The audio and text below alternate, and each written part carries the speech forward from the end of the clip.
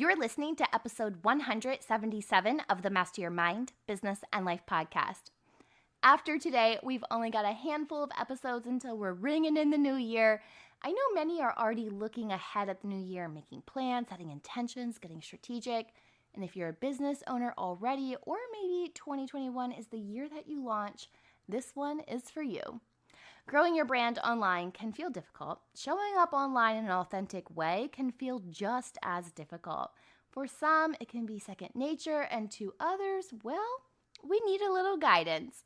Lucky for us, Kimberly Olson is here to drop some actionable knowledge for us today. Kimberly is the creator of The Goal Digger Girl, where she serves female entrepreneurs by teaching them simple systems and online strategies in sales and marketing. Through the power of social media, they are equipped to explode their online presence and get real results in their business genuinely and authentically. She has 2 PhDs in natural health and holistic nutrition, has achieved a leadership position in her current network marketing company, is the author of the best-selling books The Goal Digger and Why Balance is BS, has a top-rated podcast, and travels nationally public speaking. Most recently, she shared the stage with Rachel Hollis, Rob Sperry, Fraser Brooks, and is an ambassador for John Maxwell. I can't wait to share this episode with you, but first, I just want to say thank you to everyone who showed up for Podcast Wellness Week last week, presented by Podbean. I got to share the mic on the Body Love panel with some amazing women, and it was truly my honor. If you bought a ticket, you can replay any of the panels or the headliner interviews that you may have missed. I also did a headliner interview. Go check that one out. Thank you to Podbean for inviting me, and again to everyone who listened. Speaking of listening, be sure to let me know what resonates with you the most on today's episode. I am always hanging out on Instagram, Twitter, and Facebook at MindBizLife. Are you ready to meet Kimberly? You know what to do. Tune in, turn it up, let's go. You're listening to Master Your Mind, Business, and Life. Conversations with everyday world shifters, truth seekers, and rule breakers. Here's your host, Lauren Smith. Hi, Kimberly. Welcome to the show. Thanks for joining me today. Hey, Lauren. I'm so excited to be here. You are a mama. You've got 2 PhDs. You're a wife, a best-selling author, a podcaster. I just know that you've got a good story to share. So how did you get started as an entrepreneur? There's always a story, right? Always. So I actually had kind of a tough situation. We had our second baby and our babies were back to back. So my second one came unexpectedly and I wasn't really ready for that mentally. I had postpartum with my first, and we had just built like our dream home, bought 2 new vehicles. You know, I had a fancy job. My husband had a great job. We're just living the life, right? The second baby comes along, and right before I had her, I got let go from my 6-figure salary job without like any warning. They just eliminated my territory. So it was one of those like, whoa, and I was so close to having her. I couldn't really like go and interview and, get a job. So I took I did some freelance work for about 5 months while I was on maternity leave, but I went into a pretty dark place. Started struggling more and more with alcohol abuse, and it just was not a good situation. So I went and took a job locally just to, get by and make ends meet. It was a 2.5-hour commute. And and so between working full time and all of that, I never saw them. Like I would FaceTime in a doctor's appointments, and I'll never forget. Dr. Temple would go, "You're such a great mom. You're so committed." And I was like, I suck. Like I'm not in there with my little babies, And I just really a lot of just negative self-talk, really down. So in the spring of 2017, they were now 1 and 2.5. My good friend kept asking me about our network marketing. And I kept saying, no, I don't want anything to do with that. It's gross. Like, I don't like the feel of it. And she said, no, look, it's helping people. And then she figured me out, she's like, it's going to help kids. And I'm like, what? I want to help the kids. Right. So I said, look, girl, we cut up our credit cards. We're getting out of debt. I said, I'm going to put this on my secret credit card my husband doesn't know about. You've got 30 days to help me make this money back or I'm out. She's like, okay. So I was really coachable. I was very hungry. And, I made my money back. And that summer, I decided to get professional help because I kept self-sabotaging. And, I would have this very stressful day trying to make this business in the nights and weekends, but I would, have too much wine to drink at dinner, things like that. So I enlisted in professional help, and it took about 6 weeks, but it was so interesting. We weren't really working on the alcohol piece. We were working on my mindset. Mm. Because I had tried, obviously, it runs in my family, and it can be very addicting. And I realized that I had very, very negative programming that I'd had my whole life. So we worked on my subconscious mindset, and I worked with her very, like, I was all in, and something flipped one day. I woke up and I felt positive. I was speaking good words, kind words, telling myself I was awesome. I could do this. Like, I could make this business work. So in the fall of 2017, I started going live on Facebook. I had 250 friends on Facebook, Lauren, and no Instagram account. So if anyone listening is like, I don't know how to start a personal brand, I don't know how to start a business, I didn't either. Yeah. But I'm telling you, when I thought to myself, if I could figure out how to do this, not only can I help other moms, but I can be home with my kids, Mhm. So I just started going live, and with my wellness background, I was like, natural deodorant, wake up with lemon water. Like, I had no idea what I was doing, but I showed up every week. I was myself. I didn't pretend to be someone else. And then people started asking me, like, how are you doing all this, like around your family? And, we want to know about your time management tips and goal setting and, planning and vision board. So I just started teaching them what I knew. And that spring, I launched the Goal Digger Girl and monetized it because so many people were like, we'll pay you, just teach us what you're doing. And so since then, I've grown my following to, we reach 1 million people a month. I have about 150,000 followers. We are going to do about 1.1 million this year in revenue. I've been home for 2 years. And obviously you shared some of my cool stats, but I actually, I'm actively in network marketing. So it's great as a coach that I can teach relevant, timely strategies that help people. And I'm all about systems. I'm all about duplication, right? High touch with people, but being able to automate some of that so that way you're not always working and have that work-life balance. Oh my goodness, so much good Crazy, stuff right? that I want to dive into because wow, I feel like you could just probably take that step back, and I'm sure you do it often, to even just look at where you were 5 years I ago, know, and it's then it's insane. just Yeah. like that pinch me moment, I'm Yes. sure. How cool, and then you get to live in that every day. So the first thing I kind of want to unpack in this is, let's go back to the mental health piece and your mindset, Yes. because I feel like everything really starts in the core there. Since you started making these shifts, how has that just changed how you show up for yourself every day? Oh, yeah, for sure. Well, I remember when I started, I thought, no one wants to hear from me. I have no value to offer. Like, my self-worth was low, my confidence was low. And that's often why we will invite it, addictive behaviors and that self-sabotage. The self-sabotage even could be lack of consistency. Mm, People will be very inconsistent on social media. They're just they're sabotaging themselves, right? right. And so when I started, like, I'm 3.5 years sober. And so when I went and did that work, what happened was I had started telling myself a new story. And then what would happen is I would start to hear, like, I would get inspired action, and I believe in God. So I would, it's all always serving, right? It's always good stuff. I Right. would get these nudges, like, reach out to that person, go put this post up. It's going to inspire someone. Go Mm, live. I would get these nudges. And before, I would have talked myself out of it, right? Oh, who's going to want to hear from me? No way. But then I decided to become very obedient, and it got stronger and stronger and stronger. So people are always like, how did you build this? Like, what's your business plan? I'm like, are you freaking kidding me? I have no plan. Like, I don't even know what I'm doing next year. All right. I do is listen. And you can't hear if you've got this noise going on constantly that you're a horrible person and you're not good enough and no one wants to hear your message. There's always somebody out there who needs to hear your story. There's Mm, always someone out there that's in a worse place than you are.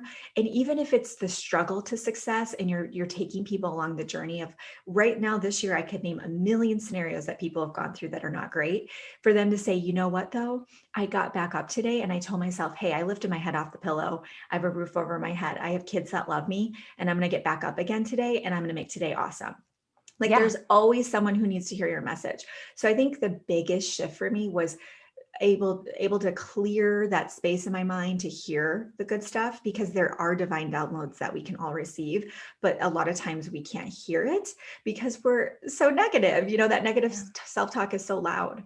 Yeah, absolutely. And of course that comes through repetition. Like you had even said you Yes. were doing the work, and then it is like that light switch. Like you wake up one day, you're like, oh, but you know it didn't happen that way. You had to do the work Yeah, to do it that way. If it were only so easy. I But it wish. but it makes sense, right? Because we don't just wake up and turn on a light switch. There was someone who installed the electricity for us and someone who made it. So there are parts and pieces and a process to everything. But a lot of that sounds like just giving yourself the permission to change and to be the person you really want to be.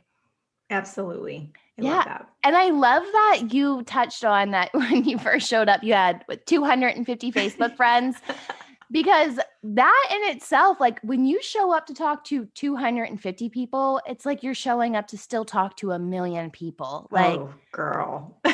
Yes. So how did you do that every day? Like what did you, and I think like content in itself is a struggle for some people because you're like, well, what do I talk about every day? How do I show up every day if I don't know what to talk about? So what did those like first couple, like months on social media, how did you know what to talk about and, keep going? What did that process look like for you? Yeah. So I think the most important thing that I've learned is you have to be aligned with what you're doing and it needs to feel good. So a lot of people, like I do believe in coaching. I'm a coach myself and I have coaching programs, but I saw the value in that really quickly and it reinvested back my income from the business into coaching, Mm. group coaching. I couldn't afford private just yet when I first started. But I got into group coaching. I was such a student. I took in everything I could to learn about attraction marketing, building a personal brand. And people think branding is like the gold digger girl. It's not. Your personal brand is who you are on social media and how you're showing up. Like, what are you known for? When people think of you, what do they think of? So when I first started, I was just copying what my upline in network marketing, you have an upline or a sponsor or whatever you want to call it. And they were just teaching spamming your page, right? Post a product link or whatever. And I did that and I would get no traction on it. And I'm like, I don't like that. That doesn't feel good to me. So I thought, well, what do I love to talk about? Well, I love to talk about health and wellness. I've been doing it for 20 years, and there's so many like little cool hacks that people don't know about. So I just started sharing stuff about being a mom, things with my kids. I would share inspirational quotes because that's always been a big part of my life is journaling and, all of that. So I would share quotes and then like I said, I would go live once a week when I started. I started a Facebook group right away, actually, because people said, well, I said, who has some goals that they're working on? Like, what do you guys need? And this is a clue. If even with the 250 friends, and I started growing it, I kept friending people, but with that few hundred, I said, what do you all need help with? And they said, well, we want to lose weight. We want to have more energy. So it's like, okay, I'll start a group. All In with Kim was my first Facebook group. It just reached 18,000 members, which is comical, but I rebranded it, but it was called All In with Kim. I had 100 people who said, I'm in. Okay. So I told them I would give them free coaching for a month and I would encourage them to hit their goals. So I would just post and they're like, you got it. Like I Yeah. legit did not know what I was doing, but they were like, oh my gosh, she's here to help us. She's showing up. Like she's so busy. I can't believe she's making it happen. Maybe I can too. And that group became my first place where I nurtured those relationships. And eventually those are the people who became my first, clients and bought my content. Awesome. I love that so much. And I love that you just showed up, and it's like every day I'm going to show up, and even if I don't have the most inspiring message to say, like this long post, but you don't have to. That's the beauty. You can share other people's words and you can just share the experiences you're going through. I know that you said you had a Facebook group, but I think this is where a lot of people get tripped up is they don't know where to spend their energy on social media. So how do Mm-hmm. you know, now I need to nurture my Facebook group versus my Instagram? Like, how do you know where to put your energy on social media? Yes, that is such a good question because I have a really strong following on or like, reach on Instagram Reels, and I'll have some of my students that are just killing it with TikTok. I mean, they're like middle-aged moms that are like getting Yeah. all of these leads from TikTok using like a texting service. So what I would say to you is don't try to be everywhere at once. Pick wherever you're naturally hanging out the most. So if you're like, I just go to Facebook right away when I pull up my phone, or, I'm hopping on social media, then go build on Facebook, and you can layer the other ones in later. So now we're on every single platform. But when I first started, it was just Facebook. I didn't touch Instagram until the following summer. So almost a year into it, I didn't even have an Instagram account. So I think that's really important, is wherever you naturally hang out, start there. And when it comes to Facebook, people think they should get a Facebook business page and have this like cool name and put these like polished posts up. That's not how it works. Facebook is pay to play the business pages. So if you're going to do ads or something along those lines, cool. But otherwise, I recommend everybody starts first building on their personal profile. And this can feel very like you feel naked. Like you said, even with 250 people, it feels like a million.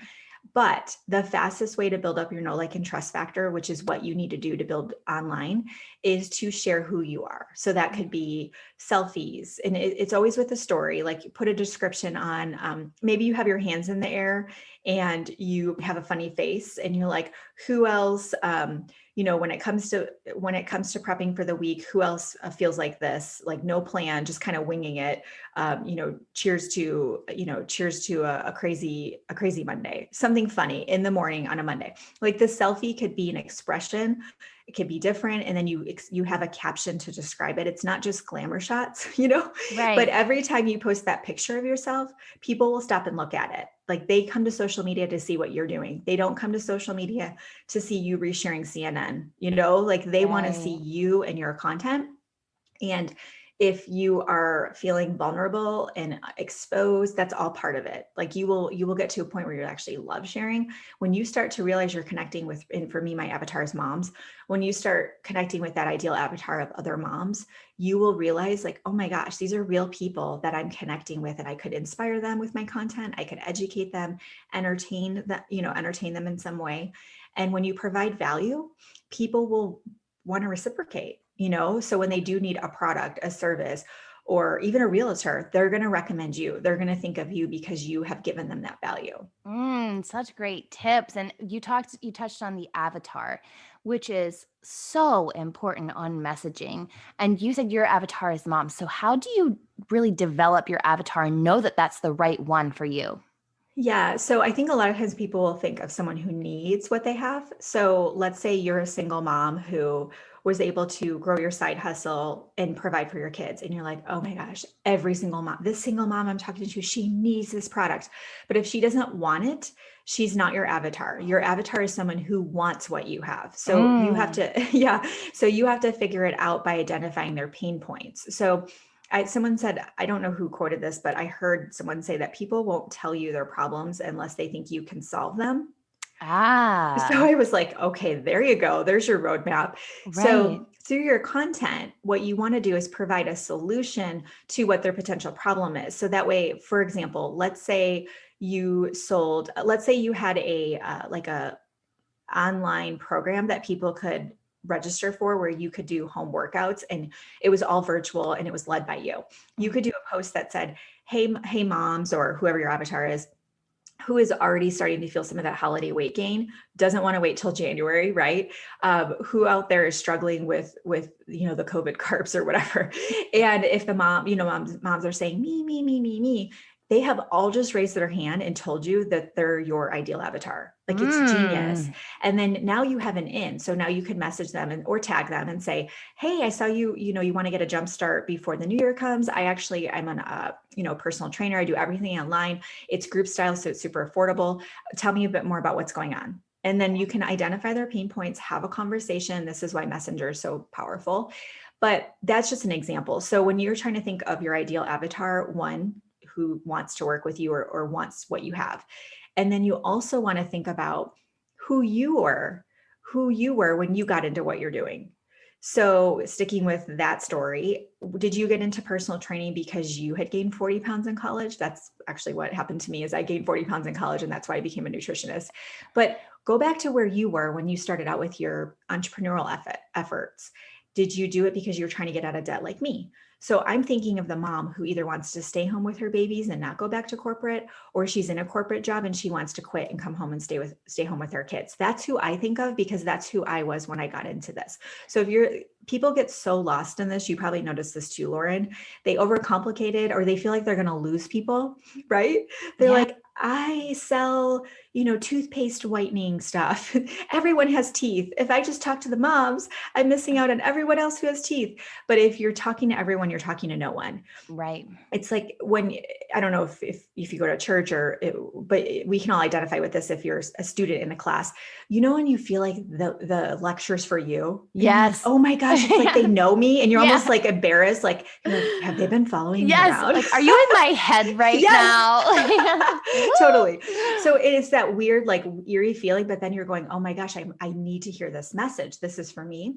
Well, when people engage with your content, you want them to feel like that, like, oh my gosh, she gets me. And then they go, okay, this girl's awesome. Like, I don't even know her that well, but I like what I'm seeing. I like the feel. I'm going to reach out to her. I'm going to comment. Or if that someone reaches out to that person, they go, yes, let's talk because I feel like you get me. But if you're just promoting your stuff to everyone, no one's hearing your message, honestly. And you can kind of tell based on the results that you're getting right now too. Right. I love that. And I love stripping it back down and going back to where you were, because you've had a lot of growth and you put in the work. But if you're catering and nurturing those people who still have to do that, who you want them to get to where you're at, you got to meet them where they're at in that moment. Yeah. And I think people forget. I think they don't give themselves credit to say that they have a real story, or to say, well, this is who I am, and this is who I was, and this is the journey that I went on. Like, I don't think they stop to give themselves credit. And I have a 12-month group coaching program, and this is covered in the second semester, and they all get hung up on this. I mean, girls that are crushing it, they've built huge organizations online, some of them making six figures. And I'm like, okay, who's your ideal avatar? And they're like, I don't know. Like, it's just this elusive thing. But once you get clear on your avatar, guess what? Every single post you do, every single story, every single live, you have her in your mind. So you start speaking to her. It gives you so much clarity when you're writing or creating a story or the content for a live. You can really focus on her. It's going to make your job so much easier and more enjoyable. And then the connections go through the roof because you are connecting with your ideal avatar. That's so interesting. And I think it's interesting that people get tripped up on this part. Do you think it's because they don't feel that their journey has been all that, unique, it's like, Absolutely. oh yeah, but it is. And it clearly, we have similarities in our journeys. That's not saying that they're the same, but then I would be part of your avatar, right? So then it makes sense for me to work with someone who has a similar journey, who can understand the struggles that I'm going through. So it's interesting that people overlook that uniqueness of their story and kind of downplay it. Oh yeah, for sure. And for some reason, they kind of hold back in sharing their story. And, there's your story is actually a strength on social media. It becomes the way that people can connect with you, like you said. And I think that a lot of people struggle with feeling like they have value to offer. And, even if you say you've been home with your kids for 20 years and you're like, well, what do I have to offer? Girl, you're like my hero, man. Right? Like, having these girls home this year, I was just like, no, I am not cut out for homeschool. Like, no, thanks. It's just not my jam. I am in awe of these moms that run the household, and they have the command center and the meal prepping, and they have all these things going on. And you're just like, whoa, Yeah. that's awesome. Well, couldn't you turn into the Pinterest target mom, create a whole thing around that, teach us moms how to get through these kind of times.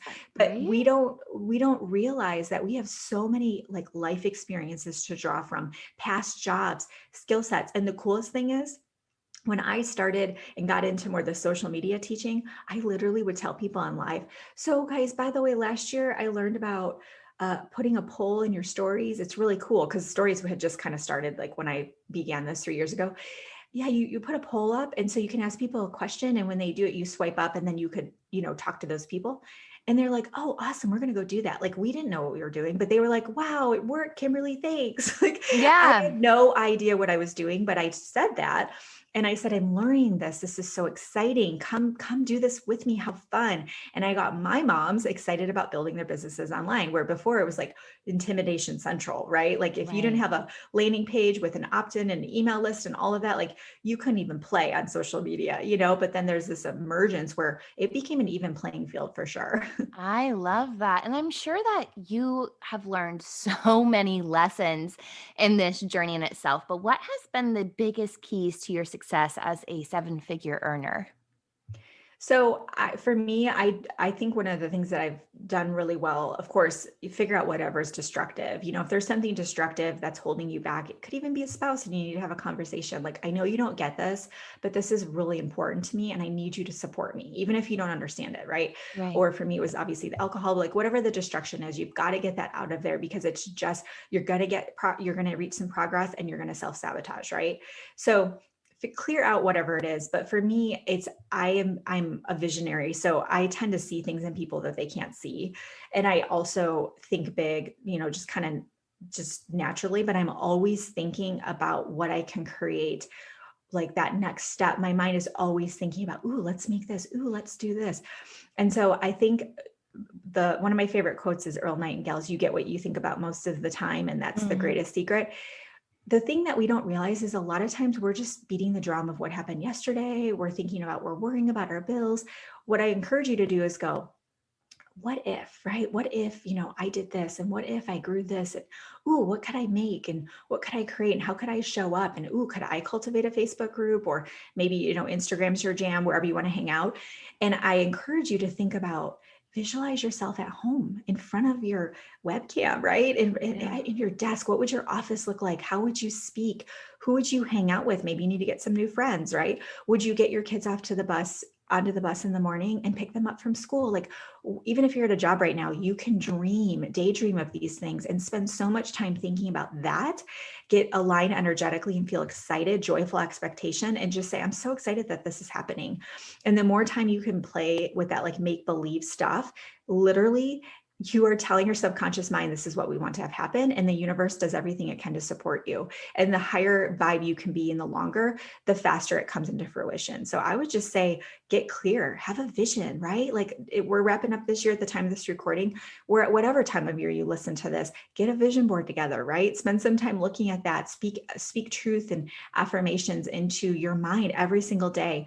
And when you do that, one day you'll look up and go, oh my gosh, I did it. Like I've manifested everything that I said I was going to do. Let's make something new today. I love that. And I love that you have to get clear on like that what if, like what would happen, but also like knowing what you want. The other week I watched the new movie. It's the new Secret movie. I think it's Dare to Dream, but they said it's really good. Oh, I'm totally going to watch it. You should. And I felt guided to it that day. Like every day thing that day was a real struggle for me, so I was like, I'm just going to surrender because it's not worth stressing out. And like this movie just like popped into my head. I'm like, oh, I wonder if it's on Prime. And there it was. But they said something in it that just gave me that aha moment of how they had asked, one of the characters asked the other character, like, well, what do you want? And it was Katie Holmes' character. And she said, I don't know. And she said, well, then how can you ask for it? If you don't know what you want, how can you ask for it? So And good. it's so simple, right? But it's just like, well, right. You can focus on all the things you don't want, but if you're not clear on what you do want, then how are you just going to expect the universe to drop it in your lap for you? Yes. Oh, that is so well said. And it's a real struggle for people. They know what they don't want, but they don't stop to think about what they do want. And it's funny because it's like getting in your car going on a trip and you don't know where you're going to go. Right. It seems silly, but it's our life. And a lot of times we don't stop and get that clarity. Oh my goodness. I love that so much. So many great tips, Kimberly. I know you have so much more value and wisdom to share. Where can our audience go to connect with you further? Oh yeah, I would love that. So I have a website. It's thegoaldiggergirl.com. It's GOAL, and all my, links and stuff are on there. And you can find me anywhere on social media at the Goal Digger Girl, Instagram. I go live every Monday at 1:00 Central on my business page, The Goal Digger Girl, teaching you simple systems and online strategies to build your business. So that would be a good place to come hang out if you want to learn more. Perfect. I will link that in this week's episode notes. Awesome. I love the work you're doing and the mission you're on. Thank you so much for joining me and sharing your light. Thank you for having me. Kimberly has so many great tips, and I truly enjoy following her on social media. I've linked Kimberly's website and social channels on this week's episode notes found on mindbizlife.com. If you enjoyed today's episode, drop a 5-star rating and review on Apple Podcasts or wherever it is that you tune in and turn it up. Your ratings help get this show on the podcast charts, which then helps the show find its way into the homes, cars, and earbuds of new listeners all around the world. I'm back on Friday for another episode of Fuel Your Life Friday, but until then, remember, every level of life is an opportunity to grow. Be well, my friend.